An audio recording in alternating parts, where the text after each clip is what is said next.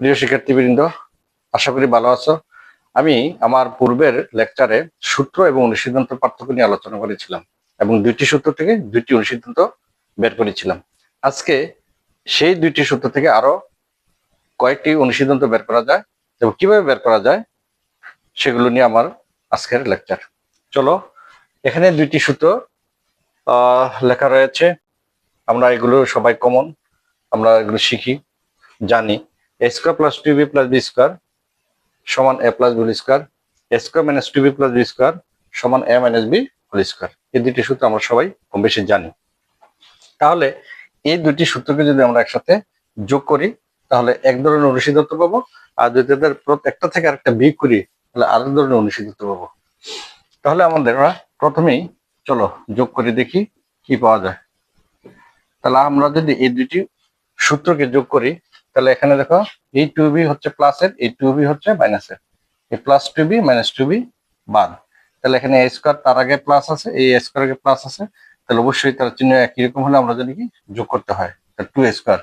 একইভাবে এই b square আগে প্লাস, এই b স্কয়ার আগে প্লাস, চিহ্ন একই রকম, তাহলে যোগ করলে 2b square is equal to, এখানে a plus b whole square, এখানে a minus b whole square, দুইটা ভিন্ন রাশি, তাহলে যোগ করলে আলাদা আলাদা থাকবে। a plus b whole square plus a minus b whole square. যেমন a একটা রাশি, b আরেকটা রাশি, তাদেরকে যোগ করলে হয় a প্লাস b।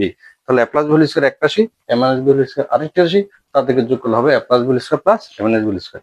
তাহলে দেখতে পাচ্ছ এই উপরের দুইটা সূত্র থেকে যখন আমরা যোগ করে আরো একটি সূত্র অনুসিদ্ধান্ত পেলাম, সেটা হচ্ছে 2a square plus 2b square সমান হচ্ছে a plus b whole square plus a minus b whole square. এটা একটা অনুসিদ্ধান্ত। এটাকে যদি আরেকটু পরিমার্জিত করা হয় সেটা হচ্ছে যদি তুমি উভয়টা অংশ থেকে 2 কমন নাও, এখানে 2 এখানে 2, আমরা 2 কমন নিলে এখানে পাচ্ছি a স্কয়ার প্লাস এখানে b square is equal two 2 common নিয়ে গেলে 2 দ্বারা দুইটাকে ভাগ করতে হবে। এই 2 দ্বারা 2 কে ভাগ করলে 2 কাটাকাটি, আবার এই 2 দ্বারা 2 কে ভাগ করলে 2 কাটাকাটি চলে যায়, তাহলে a স্কয়ার এখান থেকে b স্কয়ার সমান ডান পাশে যা রয়েছে এগুলো পরিবর্তন হবে না।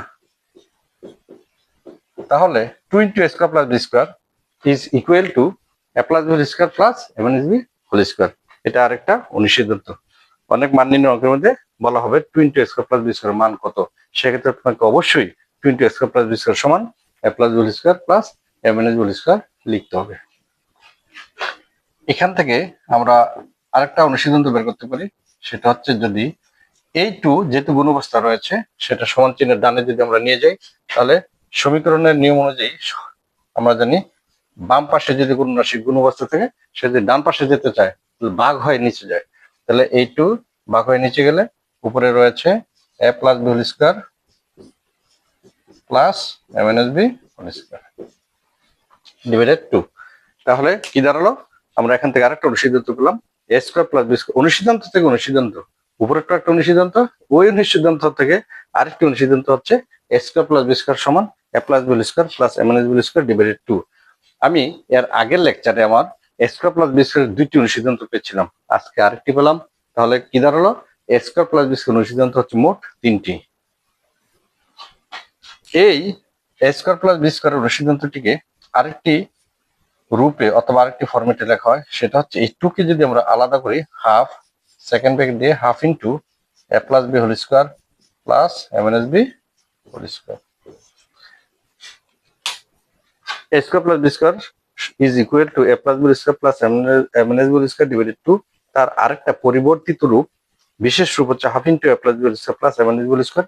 কোন কোন জায়গায় এমসিকিউতে এটাও আসছে যে কোন অনুসিদ্ধান্তটা সঠিক, তাহলে a স্কয়ার প্লাস b স্কয়ারের সমান এটা বলা যায়, আবার এই রূপটাও সঠিক, আমাদের যে কোনো একটা থাকতে পারে।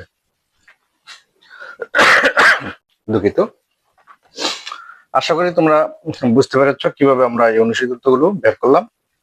এখন বিয়োগ করলে আরো কয়েকটি অনুসিদ্ধান্ত হবে, সে আলোচনা আমরা পরের লেকচারে দিব। তো আশা করি তোমরা আমার সেই লেকচারটিও শুনবে, তাহলে আরো কতগুলো অনুসিদ্ধান্ত আমরা বের করতে পারবো সেটা সম্পর্কে তোমরা সুস্পষ্ট ধারণা পাবে। তো কেমন লাগলো আমার এই লেকচারটা তোমরা আমার এই কমেন্ট সেকশনে কমেন্ট করে জানিয়ে দিবে, আর কোনো কিছু বুঝতে অসুবিধা হলে তাও কমেন্ট সেকশনে জানিয়ে দিবে।